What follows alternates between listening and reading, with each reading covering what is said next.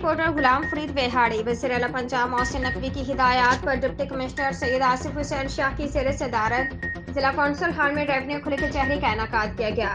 Deputy commissioner ने साइलिन के मसाइल को सुनकर हल के लिए अहकाम जारी किए।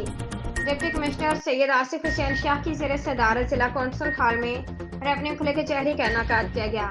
डिप्टी कमिश्नर ने साइलिन के मसाइल को सुनकर हल के लिए अहकाम जारी किए और कहा कि रेवन्यू अवामी खिदमत सर्विसेज में वर्क गिरफ्तारी से अवामी शिकायत का इजाला किया जा रहा है।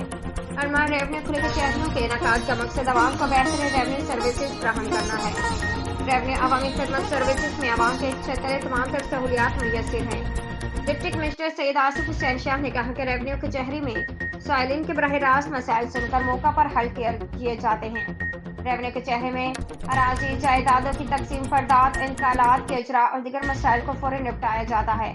इसके अलावा रेवन्यू अफसरान आम रूटीन की तरजीही बुनियादों पर साइलिन को बेहतरीन रेवन्यू सर्विसेज फराहम कर रहे हैं। इस मौके पर ADC revenue Mohammad Tayyab Khan, AC doctor Ayesha Khan और दीगर रेवन्यू अफसरान मौजूद थे।